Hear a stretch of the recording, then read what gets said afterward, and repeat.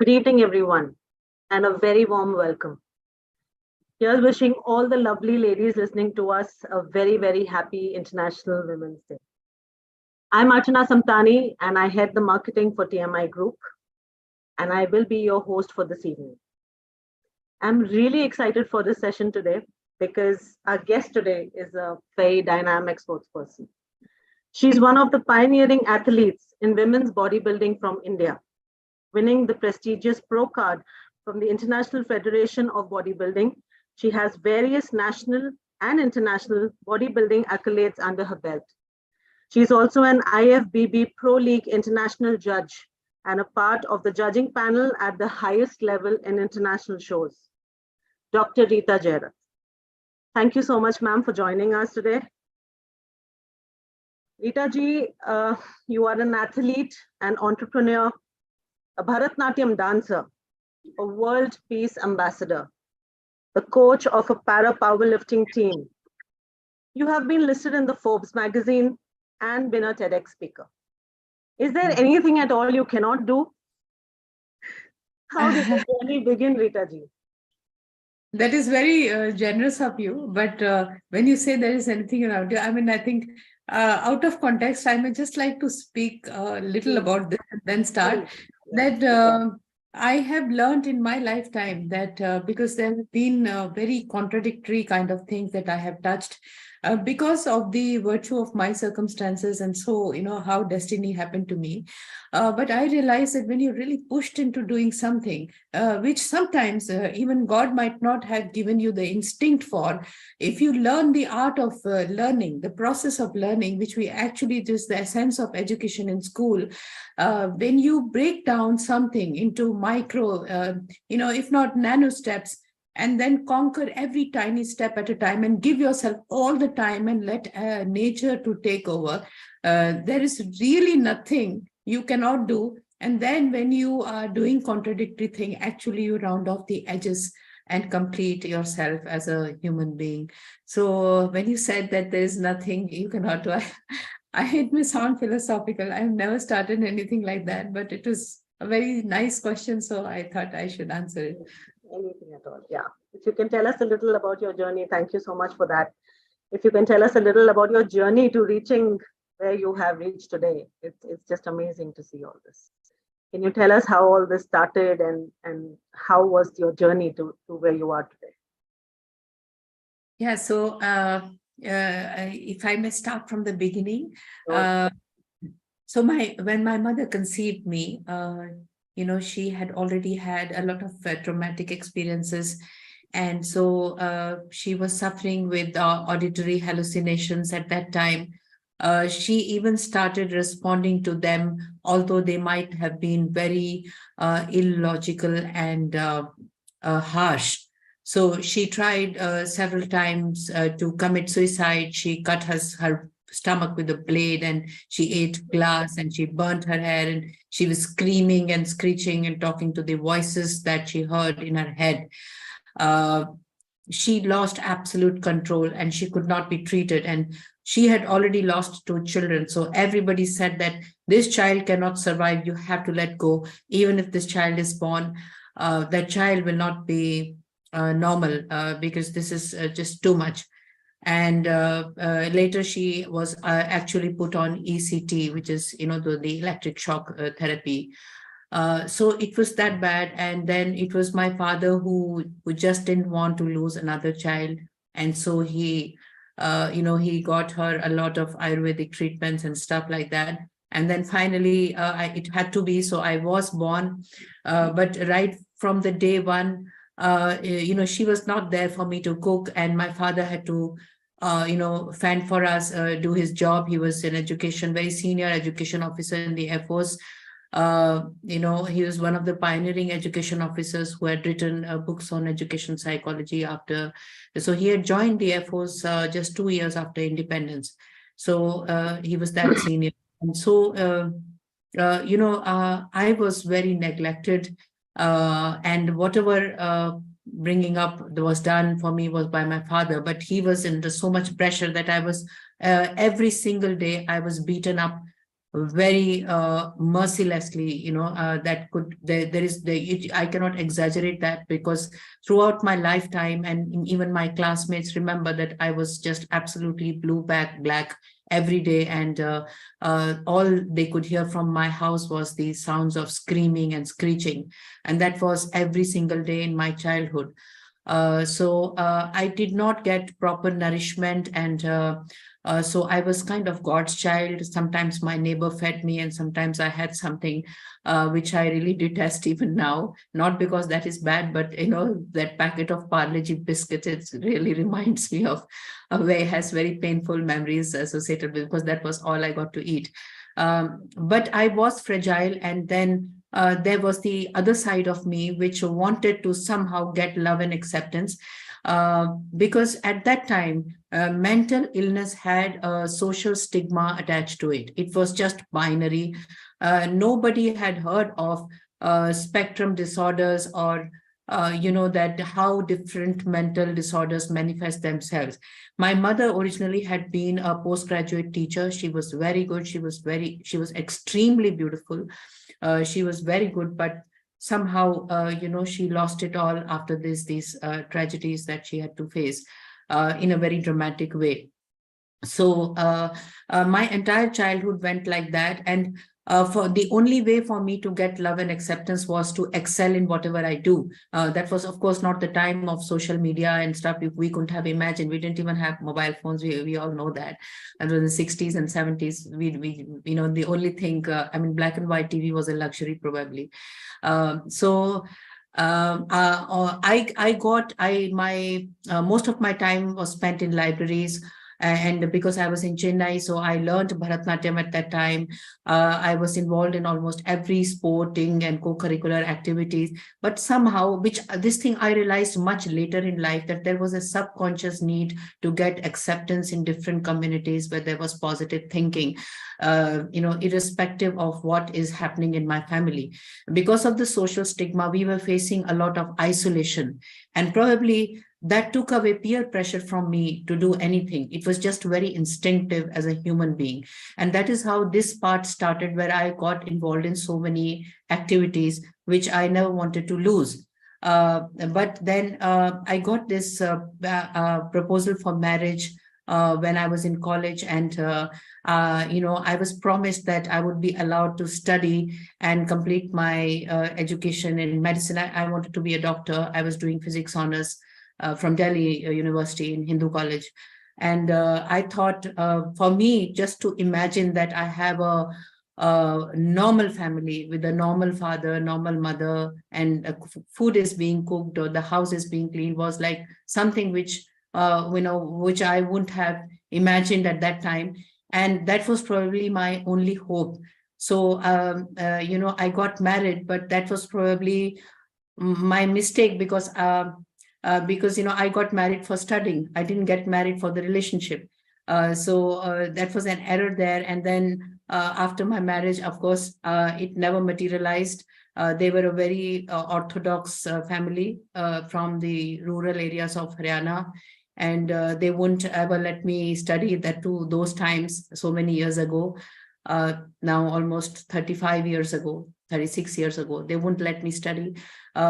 So they thought that, because no woman was educated in the family. Like my mother-in-law, she never even did her nursery schooling. So all they thought of was that, just hold a book and then enjoy and smile. And that is what studying is all about. They thought it's just having fun and escaping and evading household work. And household work is just everything that. A lot of very, very difficult marriage. I wouldn't, of course, go into the details. It will just take too long, and it's just not appropriate here. But it was very, very difficult. And then after within less than a year, my son was born. And at that time, I felt that he was not getting the appropriate medical treatment. My health deteriorated, and I felt that I will not survive. And at that time, I requested my father to take me away and rescue me from there. Otherwise, both of us wouldn't have survived. And my father thought that he had already lost 2 children, and this was all he has. So he took me off from there, and so then I continued. I started reviving my health and my normalcy. And I was, of course, still very, very fragile. And my son was then, he was my only hope, all that I had to look forward to. And he wasn't reaching his milestones. And eventually then he was, of course, diagnosed with autism. Now, he would have been nonverbal. He wouldn't have been able to speak as per what the doctor said. Autism was not known about at that time. Again, the entire thing was still binary. Nobody had heard about neurodiverse spectrum. He is an 88 born child, and it was in 1992 that autism actually came into psychology textbooks. At that time, it was just being researched. So I got a lot of material from, from the research centers in US and Encyclopedia Britannica. I went to various doctors who were treating children with cerebral palsy or dyslexia or mental retardation. And then I kind of customized and made my own therapeutic modalities. I was told that you might try for, say, 20 years or more, and then he might or he might not speak. And you may have to give 24 hours a day doing nothing. And nobody does that. But then, I was all out because that was all I had at that point of time. And I thought that it might be a huge risk. It might be very stupid. But then I had to do this. I had to give it a try. And it is not a 1 year or 2 year journey, but maybe a 20-year or more. And I realize now even a 35-year-old journey. So, it was very big risk to take. And yes, I did not pursue my own career in a full-fledged manner, but I was always doing something by the side to survive and create a balance. And at the same time, I somehow got him admitted by hook or by crook. I used to stay in his school in the initial years, and I rewrote all his NCERT books to make him understand, learn. Even making him speak every single word was a huge, huge task because of the kind of symptoms and characteristics that autistic children have. Then of course, that's a very, very complete, huge topic, how autistic children are treated, and how to think for parents in that spectrum. But then it so happened that I was bullied a lot in school, and I was criticized a lot. But then, when he did his 10th and 12th, and not in the handicap quota, but in a general quota, and got a 90% plus marks, people understood that, it was only after that I started receiving a little bit of respect, that whatever she's doing, she means business, no matter what, we say. And that kind of started emerging out as an example. And a lot of doctors told me to document this because this was at that time unheard of. And it was in the process of teaching him all these things. I was told that autistic children have cerebral hypoplasia, that cerebellum is responsible for balance. So in my quest to teach him a lot of balancing exercises, I taught him swimming, skating, and he has got extremely good musical intelligence. So we did classical music together. And so we won a lot of skating and swimming competitions together. So in the process of teaching him, as they say that when you apply henna to somebody's hand, your own hands become red. I started learning and educating myself a lot. And at that time, my mother's condition was deteriorating. I was, of course, now living there, and I started realizing the value of health. And this thought that I might have to look after my child until the end of my life, and even create something for him before I go, because there would be nobody to take care of him, made me very interested in health and how to retain health in through our old age. I started getting a great in-depth, profound and intrinsic understanding of that. It was when he did his 12th that he said that he wants to have a body, because these muscular bodies were just beginning to come into Bollywood and he was a teenager. So somehow that got put together. And when I took him to the gym, there was a huge hue and cry about women doing weight training. I realized that there was a huge misconception, and I was not allowed to weight train. And then that turned out to be a great fight. Till then, I was doing nothing in my life except teaching my son and getting associated with his academics. And this was something, it was just a coincidence that I realized that without any training, I could just lift very heavy weights. Maybe Punjabi genetics or what, I do not know. But then it just happened, I was lifting more weight automatically. It could be because I had a background of Bharatanatyam or swimming and some sport, but then it was just that. And when I got this opposition, I used to quote those women who are actually my greatest inspirations rather than any icon who is famous or well known, that these women who are laborers and the women who work in farms, they actually carry huge amount of weight. They do such heavy work, actually lifting that huge basket of grains and handing it over is similar to a clean and press. And, a lot of isometric holds, carrying heavy water pots and children, to long distances, and then still having the endurance in spite of not getting the appropriate nourishment and not having, knowledge about optimum nutrition.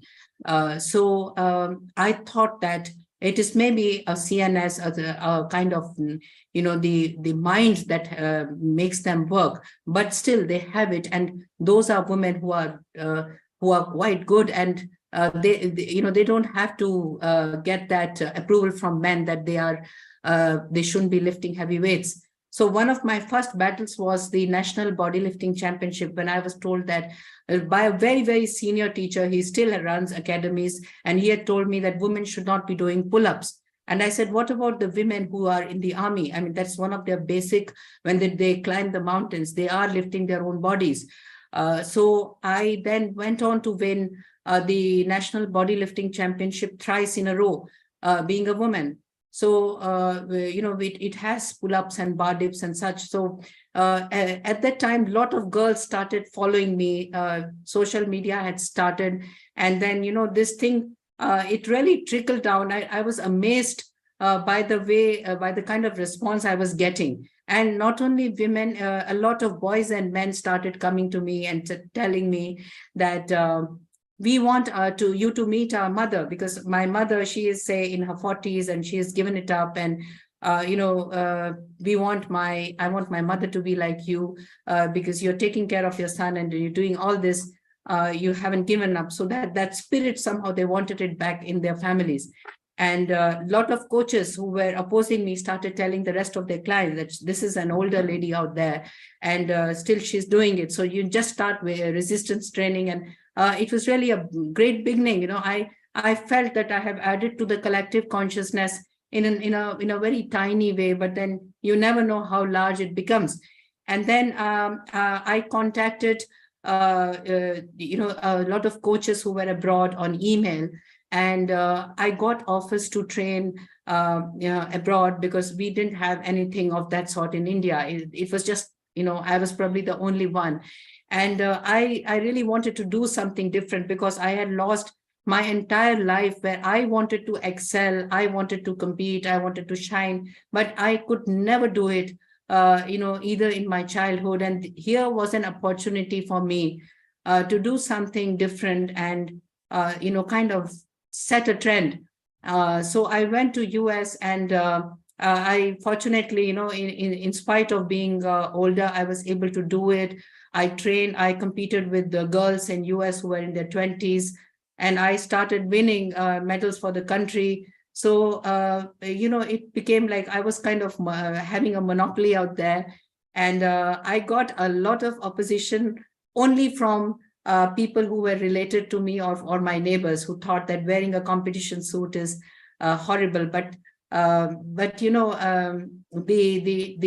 never got disrespected by any man. But they say that men don't disrespect. I think my greatest support was from men, because they felt that it was so difficult for them, in spite of being high testosterone individuals. And here's a woman who is doing what we couldn't do in her later age. So, that really helped me a lot. It helped me to heal. And in that period, I did my entire education. I repeated my graduation, my post-graduation, and I did a lot of certifications in fitness training, and I created awareness about how important weight training is in women, because women lose lean muscle mass after their 30s, and it is because they have not been doing resistance training, because the lifestyle such. Today's hard work is behind the desk. Actually, every moment you are sacrificing your body, because movement gives you, the kind of biochemistry which helps to elevate your mood. The movement helps to kind of condition your body, that whatever you eat is stored as muscle glycogen, say carbohydrate. It is stored as muscle glycogen to strengthen the muscles. But if you're having a sedentary lifestyle, it will be converted into fat because it is not being used. So we actually change the biochemical pathways in our body. And if you're doing resistance training, your bone density increases, which helps us in our later years. So there is no end to how wonderful weight training is. And I would say, if there is one single thing in my entire lifetime that I would not compromise in, is health. Because if you are strong until the end of your life, you can look after your family and you can do whatever you want, irrespective of your age, no matter how many years you have lost, and no matter what is the number of sacrifice that you've made. And I wanted to be a mentor now for the rest of the girls who were coming up. And I retired in 2018 after I won my pro card, because I think that was there was something which was very coveted and nobody had it in India. So I thought that after that, for me to compete with the upcoming junior athletes, might have had people competing with me and their claws against me. But I loved everybody. I didn't want them as a competitor. I wanted to help, and so that women can come to me and reach out. And to this day, I get so much love from every single girl in bodybuilding. I see hundreds of girls on bodybuilding stage. And when I sit there as a judge, they almost all of them say that if you are there, we feel very strong.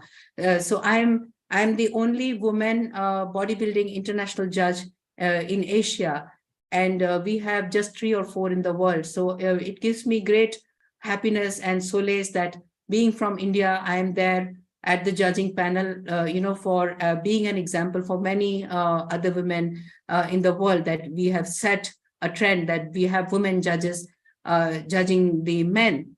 So one of the examples was in Kashmir, when we had 2,000 men in the stadium, and I was the only woman in the entire stadium, and I was the head judge. But really, I must say that somewhere down the line, when we empower women, we are actually empowering men more than women. Women are capable, they have a capability within themselves to adjust and acclimatize themselves, and they will find a way out by hook or by crook for themselves.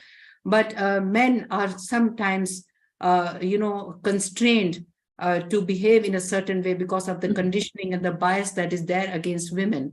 So once this, I wouldn't even say this equality, but actually this harmony is set in place, that women and men work together in harmony, I think that it will be men who are liberated more, and they will be at ease, that here's a woman who can fend for herself, and then even take care of me, and then we do it together. The relationship is such that in the old age, the woman will not end up taking revenge when she stands stronger.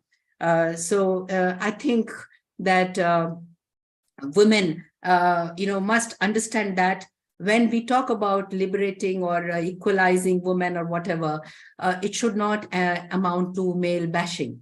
So in my lifetime, really men have been very kind to me. Now being in the judging panel, I also like to help women, yes. So I joined the Paralympic Committee of India, especially so for the cause that my son is in the, in that zone. And I have about 15 to 16 para powerlifting athletes whom I take for the international events. Recently, I took them for the World Championship. And then, of course, I will be taking them for the Asian Games and the Olympics in next year in Paris. So it is a great honor for me. I learned so much from them. Coincidentally, the women there are from rural areas and for them to stay in the SAI centers, it's sometimes a privilege because they get food to eat. And for them, considering the amount of hard work that they do in the villages, for them to just play games and win medals and become stars is something which is so beautiful. And it's like nothing for them. It's really playing games. They feel very, very grateful. So the thing which is lacking is that these girls do not have enough education. That is the only problem. So there is a tendency for exploitation, and wherever I can help, I'm also with the part of the women's football, with the All India Football Federation, where I am there as a safeguarding and safety officer for women. So I always stand by women. And I would also like to tell you that it was because of bodybuilding that once I retired, there were a few incomplete journeys in my life which I had left behind. So I was able to again pursue my journey in Bharatanatyam and in classical music and also Kalaripayat, so that I can, I'm just joking, maybe bash up a few men. No. So no, it's a Kalaripayat is a is a martial art created by Lord Parshuram, following the movements of 8 animals, and it is a defense. It is for self-defense, and it is never aggressive. So the people who actually learn it in the truest, in the actual context, will never be aggressive, and will have an absolute self-control and balance, and a great reflex action within themselves. And so one of the questions I'm always asked, I think if you probably Google bodybuilding and Bharatanatyam, it's probably me who's done it, but yeah, and nobody else. It's a bit freaky, but the thing is that I realized, and I actually read it in Bharat Muni's Natya Shastra, which is the 5th Veda, that the exercises, say squats and bench press, were actually documented there.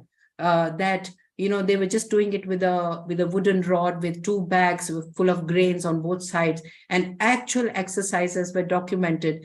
Weight training is something which has come from India. It's not only yoga. It's just manifested itself in a different way. Every classical art from India is such that it is very profound, and it is only when we experience it that we start realizing how much we have changed internally, especially when you are, in a group of people. Everything from your sense of balance, your reflex action, your intellect, your response, your spatial visual intelligence is highly improved. And I feel that even if you don't become an exponent, if you just pursue these arts, in the process of learning, in the process of trying to do something, there are so many neurons and muscles that are activated in you that you will never suffer from lifestyle diseases, and also old age diseases like, say, dementia or Parkinson disease and so on, because you are so alive. You are so consciously aware of yourself. You have to be in the moment. So they are highly meditative. So somehow, and also that when you're into so many activities, people think that it is probably too much. But, the very diversity of these things is very relaxing, because you are not living a redundant, repetitive life. You're not getting into something mechanical, but, you are always learning something new. One of the things I would like to share with you is that when you start something new, say, since we are talking about this, say Bharatnatyam, even men do it, they break stereotypes. So when they do it, in the first instance, they come to perform so that because they see the dress, they see something beautiful and they feel that, okay, we'll do this on stage and it'll look wow and we can show off. But when they come into it, they don't realize that it takes years to just build your body to an extent that you can actually learn and perform. Everything from the high isometric hold to remembering the steps, it is a challenge, and getting it as a part of your body and practicing it over and over again, even when it becomes boring, is a process which actually, so you have to, sometimes the rest of the people in the class are damn good and you're damn bad. So when you want to do something nice, you have to first accept being bad in it.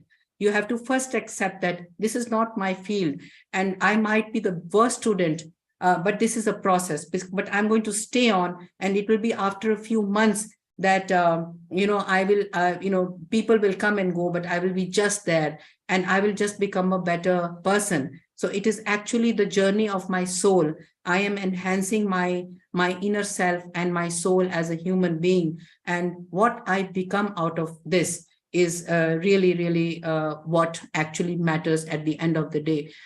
So today, after a very prolonged period, my husband came back last year. He was suffering from Parkinson's disease, and everybody had kind of let him go, and he didn't have anybody. So he came back, and these are realizations and these are journeys which teach us so much. So, but I would just leave it to you to ask me questions, but I would like to say to every woman that you must work. The greatest lesson in my life has been that you must take care of your health. That is number one. And the second thing is that you must work on your financial security, because no matter who your father is or your husband is or your brother is or so on, you have to have an individual journey of this life which God has given to us, because if you are dependent on somebody, then every response of you will be subconsciously dictated by your dependence and not by the merit of it. So these are the two things which I would like to tell you. And this is a little bit about my journey, and you can ask me questions.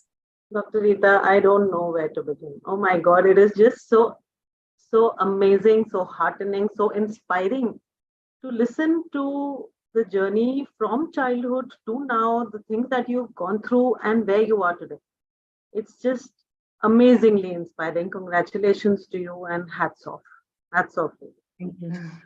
There is just one question I have.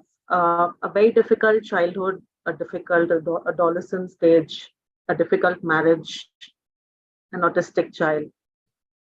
What was that one phase where you just wanted to give up? One incident or one phase where you said, "Nahi, ab nahi hoga." And from there, you pulled yourself back to where you are today. Okay, there were two.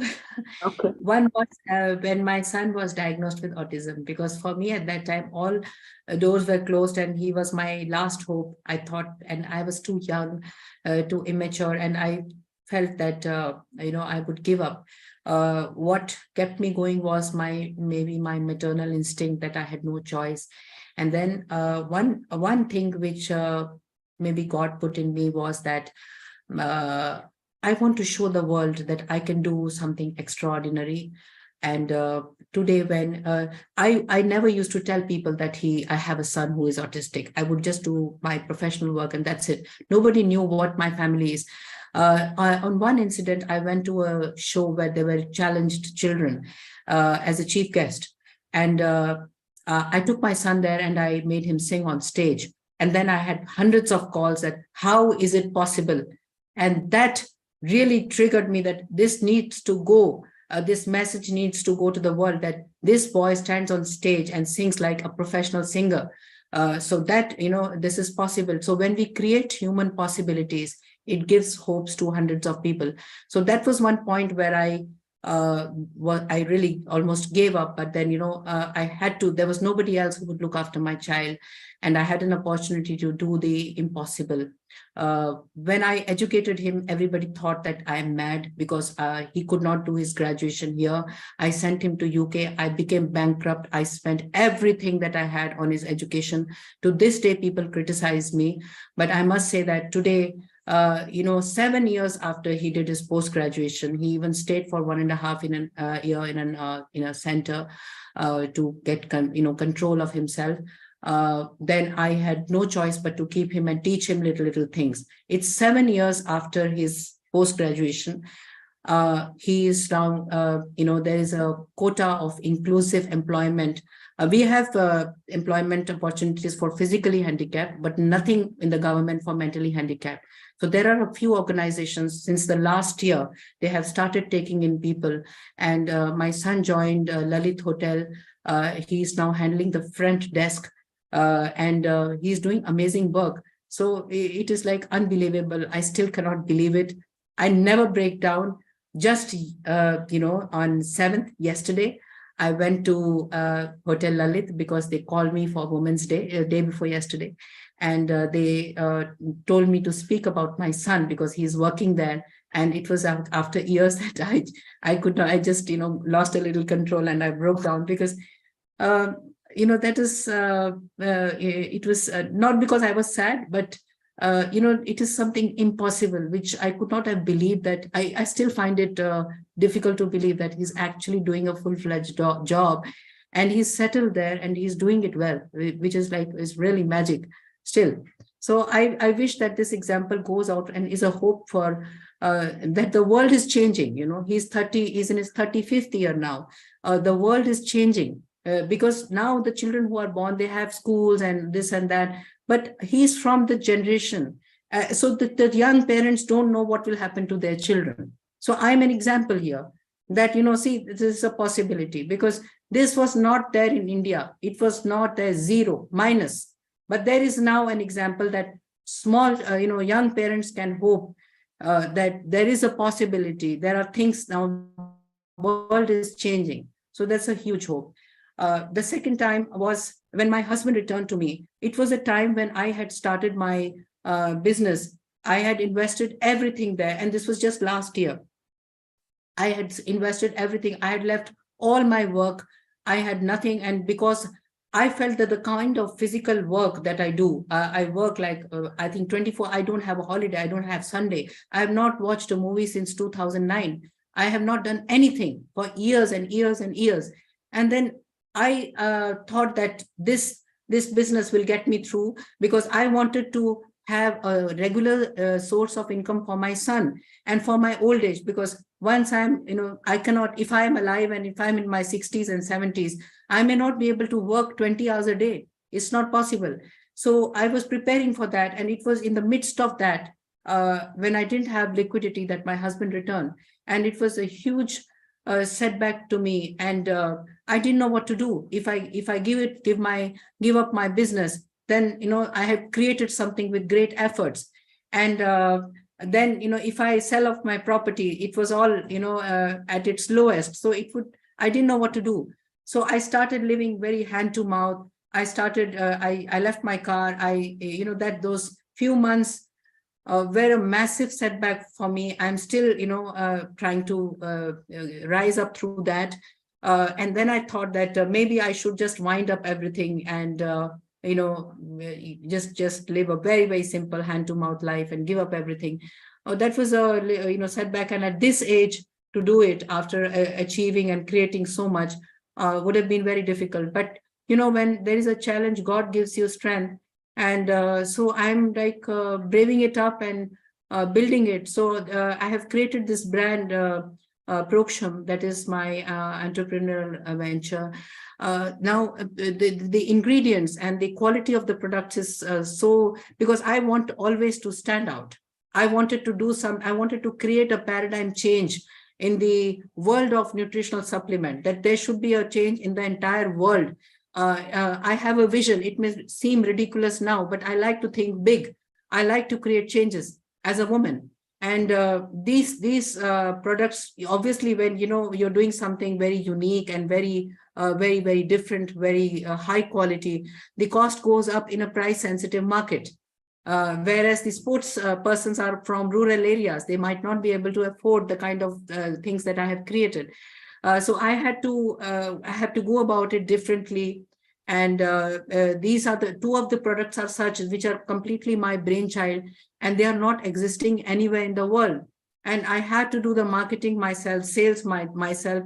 I'm an absolute one-woman army. So it's a huge challenge, but I know that I'm very authentic, very genuine. And one of the dietitians in one of the hospitals even asked me that, how are you imagining this? You have brands like Nestle and Ensure, and you think you're going to, tum log isko ukhad ke kaise phenk doge? How are you? So I just smiled at her. I said, this is how big things begin. People will ridicule at you. So yes, these are the 2 points, but then, I'm moving. Amazing to hear again. I mean, I just can't get enough of what you have achieved and what you're planning for the future. Just here, I'll bring in another very special woman, Ms. Shanta Valluri. She's also with us here today. And just to give the listeners a little background about her, Ms. Shanta Valluri was the head of Human Resources, CSR, Internal Branding at RBL Bank. She brings with her over 30 years of experience in the financial services sector, spanning various roles and functions, including business HR and CSR. Now she's an independent consultant helping companies on their transformational journeys. Shanta ma'am, a big welcome to you. Thank you, Archana, and lovely to see you, Rita. I was just listening to you end to end, and I haven't even gotten up for a minute since you started. Although I was off camera and muted, so it's a privilege for me to be here along with you, Rita. Such a privilege. I'm totally inspired by the way you speak, the kind of work you've done, your way forward. So thank you for being a part of today's TMI's event as well. I think they're truly privileged to have someone like you.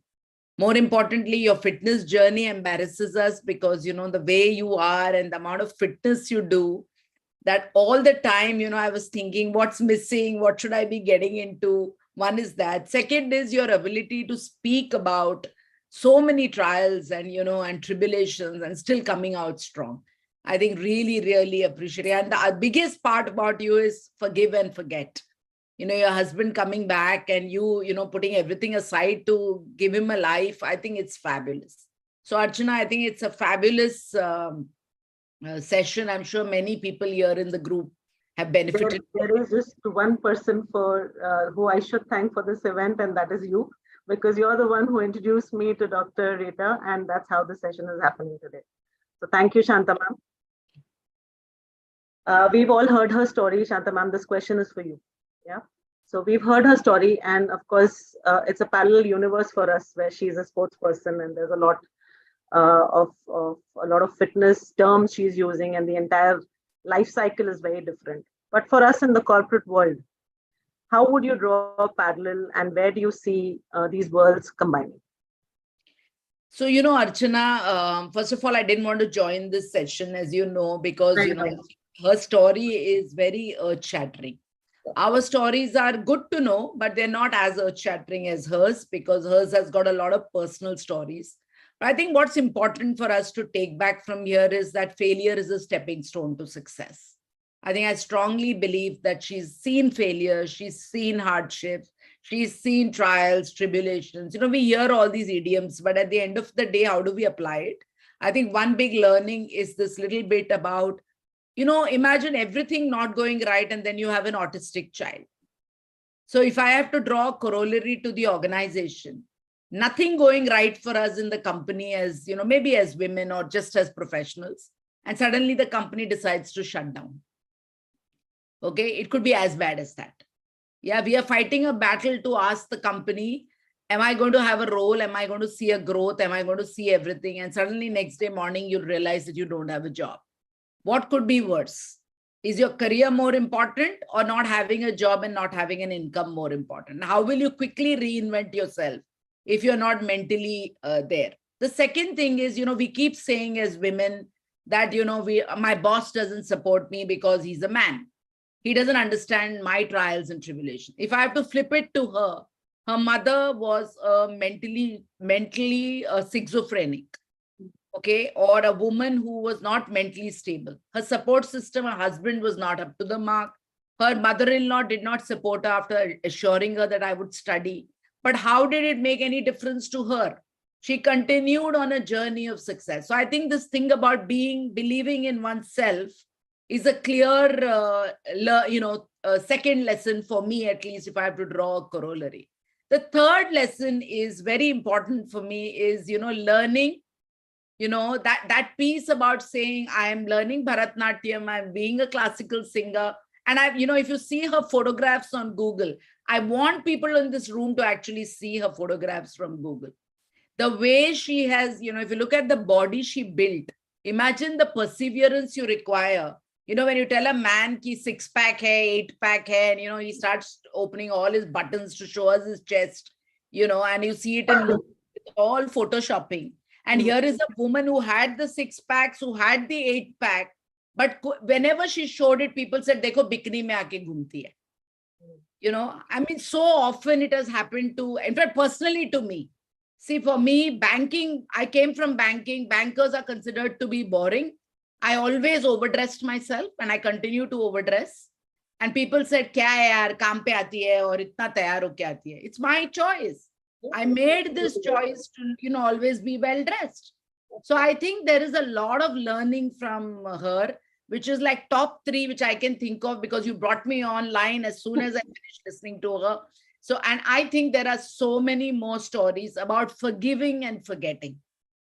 This thing about a marriage which was bad in her early, we see so many single people in our lives as well. She didn't even touch upon the fact, while I know it, that she was in a domestically abused marriage. Okay, she refused to talk about the bad things. She stayed with all the fantastic stuff she's doing. But having heard her before, I know that she was in a domestically abused marriage. In spite of that, when her husband was in the dumps, she got him back into her life and has put her own story aside. If I have to flip this to a corporate, what is domestic abuse in a corporate? Domestic abuse in a corporate is if a man uses foul language in a room. If a man misbehaves in a room because he doesn't intentionally want to misbehave, because he has a larger purpose. And we probably part ways with that company because of that person. But do we ever go back to that company when the man needs us the most? I don't think we do. So there is a lot of learning from Rita's session today. And really my privilege, Dr. Rita, to be sharing the screen with you. I met you briefly, but I think we've just connected, somehow strangely, we are connected. And I don't know how, why, what, but I think there's a larger purpose why we both got connected. So it's really my privilege, and your humility is what surprises me.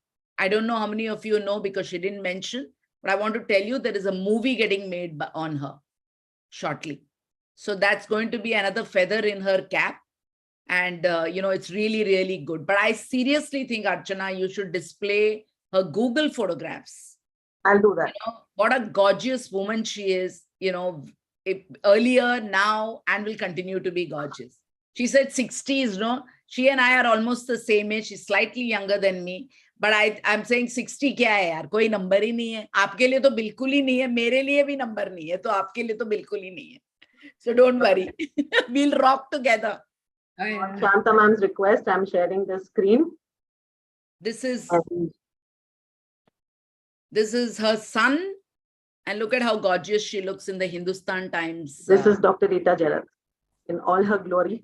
6-packs, yes, the 8-packs, the bodybuilding, the weightlifting, the Bharatnatyam. You just blow my mind, Dr. Rita, and I'm so glad that we are having this session today. Thank you so very much. Thank you. Thank On you. this note, thank you so much, Shanta ma'am. On this note, I'm extremely happy to announce that TMI Group is starting a dedicated practice to bring more and more women to the workforce and contribute to the diversity agenda of organizations across the board. On this occasion, I'll like to invite Mr. Peter Bellum, who's with us in the Zoom room here. He is the head of recruitment and the COO of TMI Group. He will speak more about this initiative. Hi, Peter. Welcome. Thank you, Archana. Thank you, Rita. Thank you, Shanta. I had the privilege of listening to you both for the last 15 minutes. And you have, outstanding. And it's a privilege to be listening to somebody like you both, okay? Both of you are not only inspiration for women, but I think inspiration for a lot of men, okay? And I think what you both have achieved, I think most men don't achieve in a lifetime, okay? So to both of you, my deepest appreciation and congratulations. And since Archana called me over to make this announcement, I just wanted to share a bit. We are a recruiting company, been in the business for the last 32 years. We recruit a lot of people for our clients, okay? So, and in 2008, we had an opportunity of working with the Tata Group company. We were trying to solve one problem. That time also the research said, and even now the research shows that women take a career break because they have to give birth to a child. And when they want to come back into the workplace, they find it that much more difficult to come back. In fact, they actually come back one level lower than the level they left. Okay, and this was kind of surprising because we thought with maturity and experience, the compensation and the level has to go up. So as part of that, we had a privilege of coming up with a project with the Tata Sons Group. And the Tata Second Career Internship Program was born. It's called Tata Skip, which enables women on a career break to come back and join any of the Tata Group companies. They start off with the project and then they have a choice to pick up a full-time role or a full-time career with any of the Tata Group companies. And continuing that, we had a privilege of working even with Hindustan Unilever on a similar project, but that was more on a job share kind of a model. And off late, after we started the break of COVID and we've started hitting back work, we've had a lot of our corporate clients asking us, can you get more women to join us? And do you have some models which we can, and especially the percentage of women in Salesforce is less than 17%, okay? So because it is a stereotype saying that women can't do sales. Sales involves a lot of legwork, travel. So women can't do that. And also, if you see the sales managers, most of them are men. Most of them have the sales reviews late in the evening. So the whole structures and the organization is still not conducive to welcome women who are willing to explore this. We had we did a pilot with a bank. We gave them 30 women each in Bombay and Bangalore in Salesforce. And then 3 months later, when we checked back on them, there were only 5 women left of the 60 women who we had given. Okay, so the organization was still not ready to sustain relationship and support systems to make sure the women is able to do their work. So to meet that, we said, okay, even if we have to restart it, we don't want to do just a lip service. Let's set up a dedicated team to keep having conversations with women who are looking for career opportunities, and then go back and interact with our corporate clients to see who fits in where. So usually the corporate clients typically give us saying that this is a specification, can you find similar candidates suiting this? We want to do it slightly differently. We want to keep speaking to women, figure out what they want to do, how they want to do, and based on that, go back to our clients and say, hey, listen, you have this requirement. I believe this is kind of resource we have. You should explore them. And parallelly, we also want to keep sensitizing our corporate clients on the support systems they have to set up so as part of that, we are setting up a dedicated women recruiting team consisting of only women in that team. and they will be having the privilege of working from the same office Shanta is.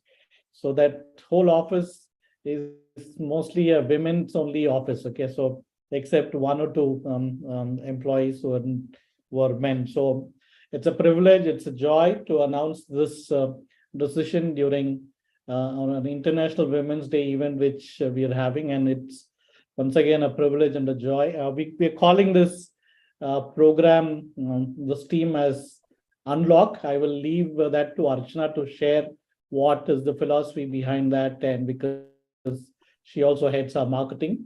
But it's a joy and a privilege to be announcing this, and a greater privilege to be knowing both of you women like this. Okay, so thank you all. Over to you, Archana.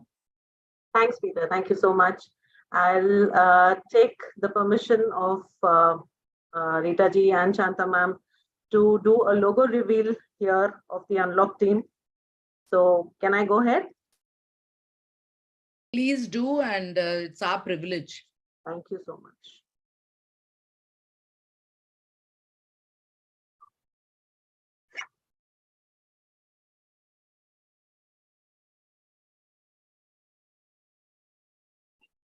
So here we are.